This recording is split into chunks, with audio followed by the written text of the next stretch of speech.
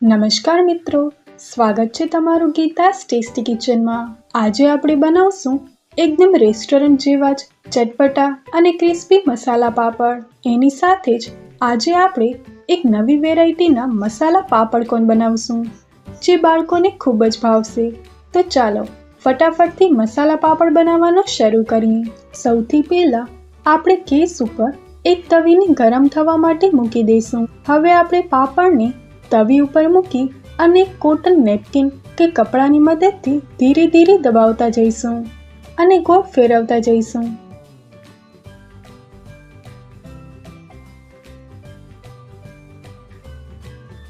આમ કરવાથી પાપડ એકદમ સરસ અને સીધો શેકાશે।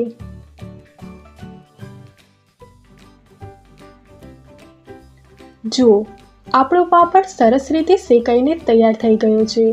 આવી જ રીતે આપણે બીજા પાપડ પણ શેકી લઈશું। મસાલા પાપડના મસાલા માટે આપણે જોઈશે ઝીણી સમારેલી ડુંગળી, ઝીણી સમારેલી કાચી કેરી, ઝીણી સમારેલી કાકડી, ઝીણી સમારેલા ટમેટા, ઝીણા સમારેલા લીલા મરચાં, ઝીણા સમારેલા લીલા ધાણા અને લીંબુ। મસાલામાં જોઈશે લાલ મરચું પાવડર, ચાટ મસાલો, મીઠું અને ગાર્નિશિંગ માટે આપણે જોઈશે ઝીણી સેવ। હવે આપણે એક શેકેલો પાપડ લઈશું। હવે સૌથી પહેલાં તેના ઉપર આપણે ડુંગળીને સારી રીતે ફેલાવી દઈશું।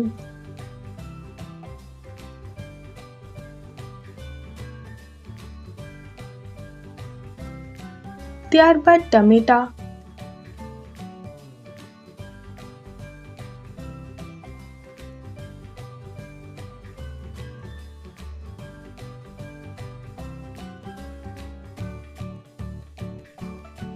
કાકડી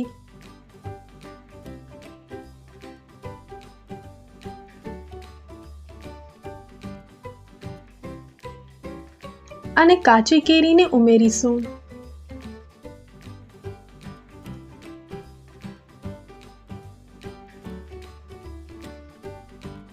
હવે સ્વાદ મુજબ લીલા મરચાં અને તાજા લીલા ધાણાને છાંટીશું।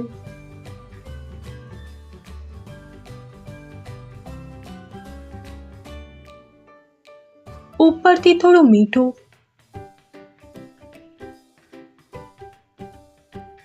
ચાટ મસાલો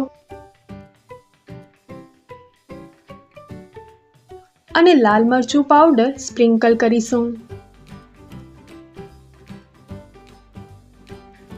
હવે થોડો લીંબુના રસને નીચવીશું જે સ્વાદમાં 4 ચાંદ લગાવી દેશે। અને છેલ્લે આપણે તેના ઉપર સેવ નાખીશું।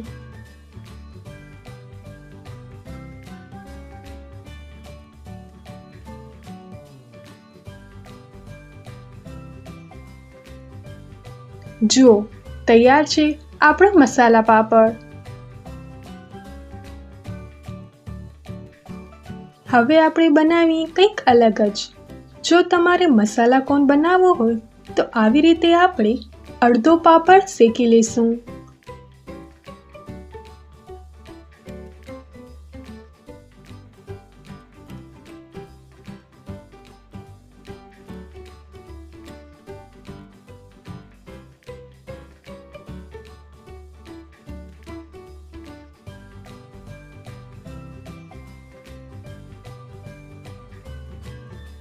આપણો પાપડ ગરમ હોય ત્યારે જ તેને ફટાફટ વાળીને કોન જેવો આકાર આપી દઈશું। જુઓ, આપણો કોન બનીને તૈયાર છે। હવે આપણે આ કોનમાં બધું જ મિશ્રણ ભરી દઈશું જેમાં આપણે સૌથી પહેલાં કાચી કેરી, ડુંગળી, ટમેટા, કાકડી, લીલા મરચાં, ધાણા,